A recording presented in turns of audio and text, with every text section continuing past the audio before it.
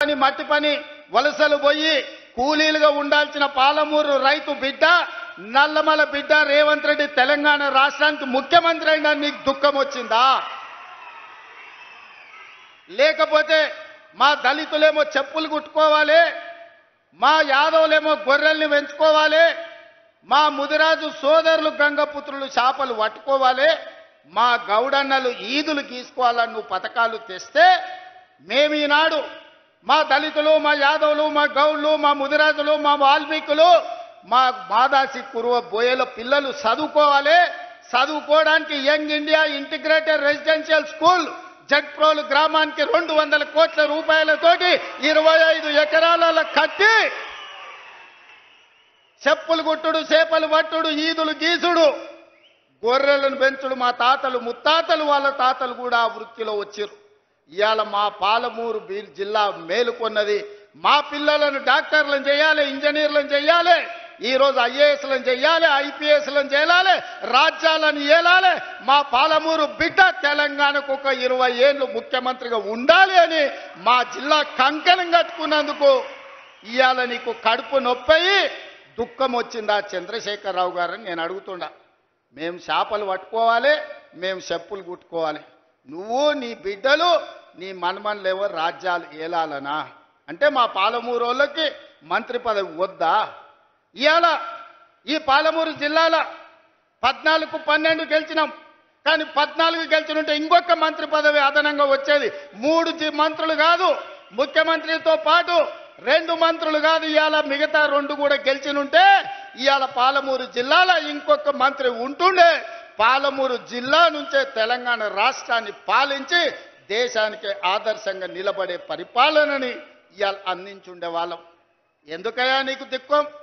40 ఏళ్ల నుంచి మా దళితులు, ముఖ్యంగా మా మాదిగ బిడ్డలు వర్గీకరణ కావాలి, మాకు న్యాయం జరగాలి, జీవితకాలం పశువులను కోసుకోవాలి, పశు మాంసమే తినాలనా? ఆ చర్మాన్ని తీసి చెప్పులు కుట్టి బతకాలనా? మా పిల్లలు ఎందుకు చదువుకోవద్దు, మా పిల్లలు ఎందుకు రాజ్యాలు ఏలొద్దు అని సంపత్ కుమార్, దామోదర్ రాజనరసింహ లాంటి వాళ్ళు, చదువుకున్న వాళ్ళు చైతన్యంతో ముందుకొచ్చి డాక్టర్ మల్లు రవి గారు లాంటి వాళ్ళు ఉదారత్వంగా పెద్ద మనసు చేసుకొని ముందుకొచ్చి మాదిగ ఉపకులాల వర్గీకరణ చేసినందుకు నీకు కడుపు నొప్పి లేసి దుఃఖం వచ్చిందా? ఎందుకంటే ఇవాళ ఇప్పుడే దామోదర్ రాజనరసింహ గారు చెప్తున్నారు, ఈసారి పిల్లలకు ఎడ్యుకేషన్లో, మెడికల్లో, నర్సింగ్లో చాలా సీట్లు వచ్చినాయి. పిల్లలు చాలా సంతోషంగా ఉన్నారు. వాళ్ళ తల్లిదండ్రుల కళ్ళల్లో నేను ఆనందం చూసినాను. అంటే మాదిగ ఉపకులాల వర్గీకరణ చేసినందుకు మాదిగోళ్ళ పిల్లలు ఇవాళ డాక్టర్లుగా, ఇంజనీర్లుగా సీట్లు వస్తుంటే నీ కొడుకుతో పాటు, నీ మనవడితో పాటు మాదిగోళ్ళ పిల్లలు చదువుకుంటారు కాబట్టి నీకు దుఃఖం వచ్చి నీ కళ్ళల్లో నీళ్ళు వచ్చినాయి. చంద్రశేఖరరావు గారు, నీ కళ్ళల్లో నిప్పులు ఎందుకు పోసుకుంటున్నావు? ఆ దళితుల పిల్లలు ఇంకెంతకాలం చెప్పులు కుట్టుకొని బతకాలి? ఇందుకే నీకు దుఃఖం వచ్చిందా అని నేను అడుగుతున్నా. మిత్రులారా, ఇవాళ ఆలోచన చేయండి. నిజంగానే 10 సంవత్సరాలు చంద్రశేఖరరావు గారు ముఖ్యమంత్రిగా ఉన్నప్పుడు 20 లక్షల కోట్ల రూపాయలు ఆయన చేతికి వచ్చినాయి.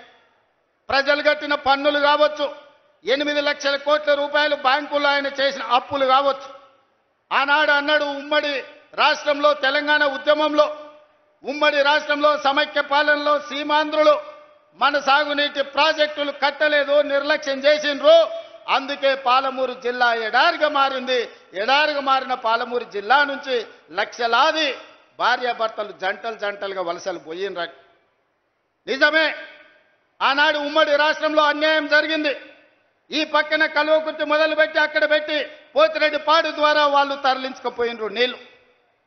ఈ పక్కన జూరాల కావచ్చు, నెట్టంపాడు కావచ్చు, భీమా కావచ్చు, కల్వకుర్తి కావచ్చు, పాలమూరు రంగారెడ్డి కావచ్చు, ఇలాంటి ఎన్నో ప్రాజెక్టులు కట్టకుండా ఎస్ఎల్బిసి టన్నెల్ కావచ్చు, ఉమ్మడి రాష్ట్రంలో అన్యాయం జరిగింది. మా పొలాలకు నీళ్లు రాలే. మా ఎండిపోతున్న పొలాలను చూసి మా కళ్ళల్లో నీళ్లు దారగట్టినాయి. అందుకే కదా నాడు నీ కండగా నిలబడి ఈ పాలమూరు జిల్లా మొత్తం జై తెలంగాణ అని నీ పార్టీని గెలిపిస్తే 10 సంవత్సరాలు ముఖ్యమంత్రిగా ఉన్న చంద్రశేఖరరావు గారు, నేను నిన్ను సూటిగా అడుగుతున్నా, నా గడ్డ మీద నుంచి నా పాలమూరు రంగారెడ్డి ఎత్తిపోతల 10 ఏళ్లలో ఎందుకు పూర్తి చేయలే? నా కల్వకుర్తి ఏమైంది? నా నెట్టంపాడు ఏమైంది? నా భీమా ఏమైంది, నా కోయిల్ సాగర్ ఏమైంది, నా జూరాల ఏమైంది, ఇవాళ నా జిల్లాల ఉన్న ప్రాజెక్టులను ఉమ్మడి రాష్ట్రంలో జరిగిన అన్యాయం కంటే నువ్వు ముఖ్యమంత్రిగా ఉండి మేము ఎంపిక చేసి పార్లమెంట్ గెలిపిస్తే మాకు ద్రోహం చేసింది, మా గుండెల మీద తన్నింది నువ్వు కాదా అని నేను ఈ గడ్డ మీద నుంచి అడుగుతున్నా.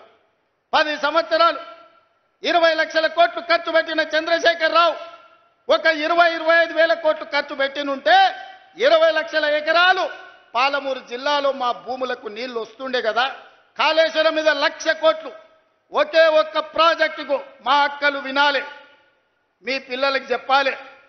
కాళేశ్వరం ప్రాజెక్టు కడతా అని కేవలం ఒక్క ప్రాజెక్టు కోసం 1,00,000 కోట్ల రూపాయలు ఖర్చు పెట్టిండు. కట్టుడు 2019, కూలుడు 2023. ఎవడైనా సన్నాసోడు చిన్న గుడిసేసుకున్న 10 ఏళ్ళు ఉండేటట్టు వేసుకుంటాడు. 1,00,000 కోట్లు పెట్టి కట్టిన కాళేశ్వరం 3 ఏళ్ల కూలేశ్వరం అయి కూలిపోయింది.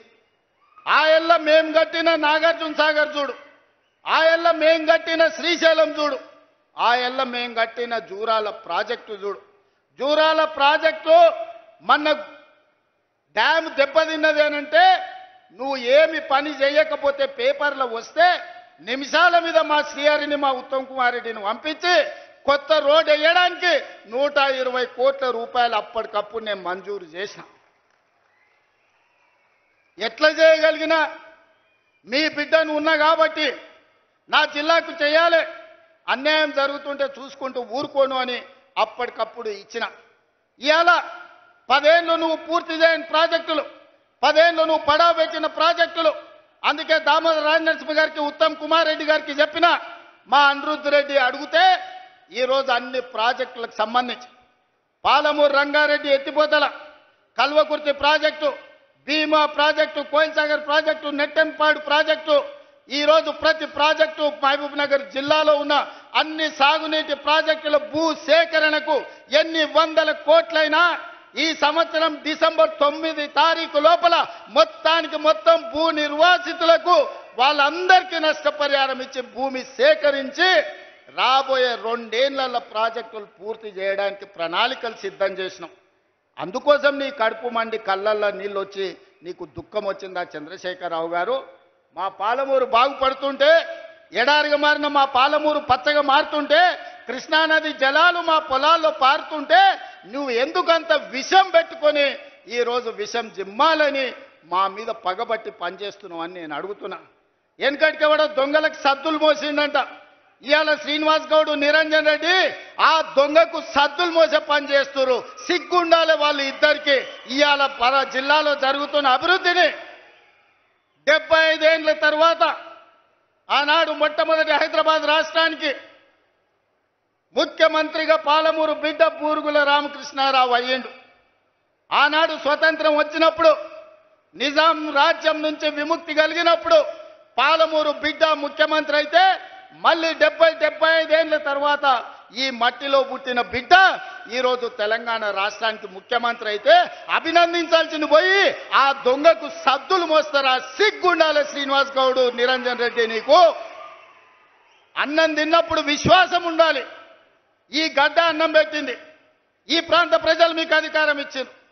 ఇవాళ ఓ 10 ఏళ్ళు పాలమూరు బిడ్డకు అవకాశం ఇస్తే పనులు జరగనప్పుడు మీరు ప్రశ్నిస్తే అర్థం ఉంది. 10 నెలలు కూడా కాలేదు, నువ్వు దిగిపో. ఏం పుట్టిందా వీళ్ళకు? ఏం అల్కగా అట్లా వచ్చినామా? గాలి కొట్టుకొచ్చినా మనము? పాలమూరులో మీరు అందరు, మా అక్కలందరూ ఆశీర్వదిస్తే కుర్చీలో కూర్చోలేదా? ఏం అడుక్కుంటూ వచ్చిందా? నీలాకగినా ఏమన్నా పోయి అడుక్కుంటే కాదు, నిలబడి బరి గీసి గీత గీసి కొట్లాడి ఈ కుర్చీలో వీళ్ళందరూ కూర్చున్నారు. ఎవ్వరికి కూడా ఊకే రాలే. శంకర్, ఈర్లపల్లి శంకర్ బట్టలు ఉతికే జాతి ఇవాళ ఎమ్మెల్యే వేదిక మీద కూర్చున్నాడు. చేపలు పట్టుకునే శ్రీహరి ఈరోజు మంత్రి అయ్యిండు.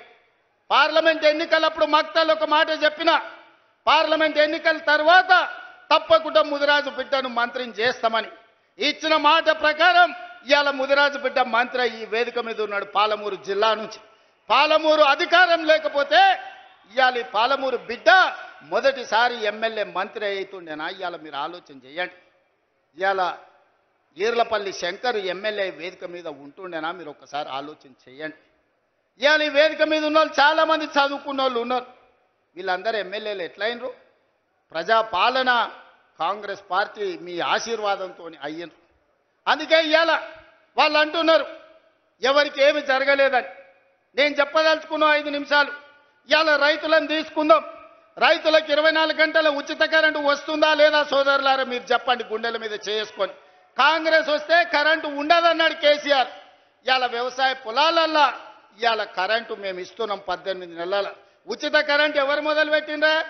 ఆనాడు 2004 ఎల్పీ స్టేడియంలో రాజశేఖర్ రెడ్డి గారు మొట్టమొదటి సంతకం శిలా శాసనంగా సోనియా గాంధీ గారి సమక్షంలో ఆనాడు రైతులకు ఉచిత కరెంటు ఇస్తామని చెప్పి